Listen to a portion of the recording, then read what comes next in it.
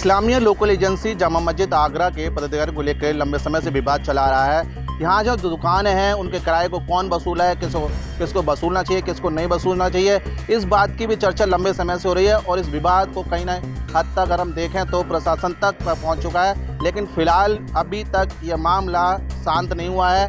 इसी बात की चर्चा करने के लिए कि ये मामला कहाँ तक पहुँचा है और इसमें क्या होना चाहिए, हमारे साथ हैं इस्लामिया लोकल एजेंसी के अध्यक्ष मोहम्मद जाहिद जी। मोहम्मद जी, क्या चल रहा है पूरा मामला, जिस तरह से आप लगातार पूरे मामले में ये चल रहा है कि पूरे मामले में ये चल रहा है कि अभी 10 मेंबरों में से 6 मेंबरों ने बहुमत के साथ आजम खां मलिक को हटाकर काले शरीफ को नियुक्त कर दिया गया है। और नवंबर, ये 2026 नवंबर में इस कमेटी का पूरा कार्यकाल पूरा हो रहा है।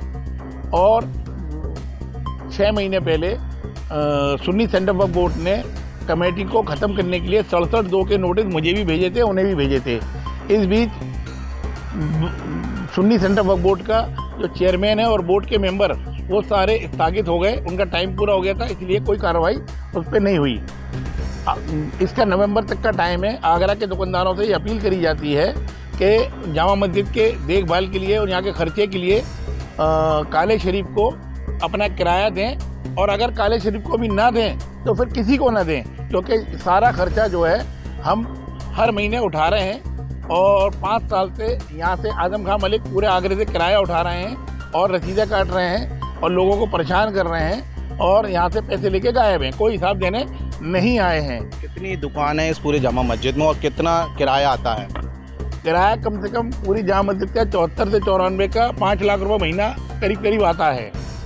जो किराया वो उनका छोटा भाई रमीज़ मलिक वो हड़प कर रहे हैं, कभी हिसाब नहीं दिया, हिसाब की लड़ाई है। उनके वालिद भी 20 साल रहे यहाँ पे असलम भाई के साथ सेक्रेटरी, उन्होंने भी 20 साल, वो मर के चले गए, उन्होंने भी 20 साल का हिसाब कभी किसी को नहीं दिया। दुकानदार फिर क्यों उन्हें हिसाब देते हैं जब उन्हें लग रहा है, आप भी लगातार अपील कर रहे हैं कि मलिक साहब को किराया नहीं दिया जाए, तो फिर क्यों ले लेते हैं? वो दुकानदारों को डराते हैं, धमकाते हैं कि हम नोटिस दे देंगे। उनके पास कोई काम काज नहीं है, वो इसी काम में लगे रहते हैं। उनके बाप ने भी 20 साल इसी काम में लगे रहे और वो भी इसी काम में लगे हुए हैं। दूसरी बात, एक अहम पहलू ये है, मीरा हुसैनी चौराहे पे कुछ भू माफिया 76 नंबर बफ पर एक दुकान बना रहे हैं, कुछ भू माफिया, उसमें एक मंडल अध्यक्ष बीजेपी का भी मिला हुआ है, और वो सब मिलके बना रहे हैं। और बनाने के साथ साथ वो इस काम को भी कर रहे हैं कि उसे बेच दें।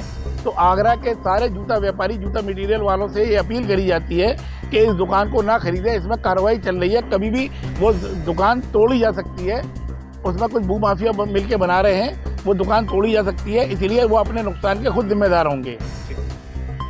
तो ये थे मोहम्मद जाहिद जी। इनका साफ ये कहना है कि जो इस्लामिया लोकल एजेंसी है उसमें कई फेरबदल कर दिए गए हैं। कई बार जो मलिक साहब हैं उनको हटा दिया गया है।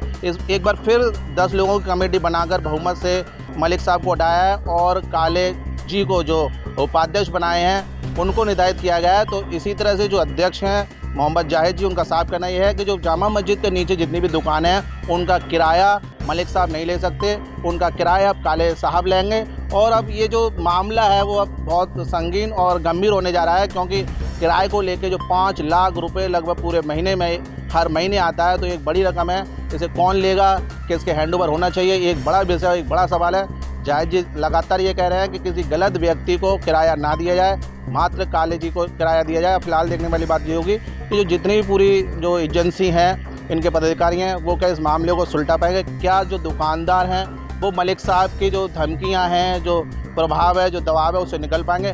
क्या ये दुकानदारों का जो किराया है वो सही जगह और सही समय पर मिल पाएगा? 7 इंडिया न्यूज़ के लिए भगवान सिंह के साथ गीतम से।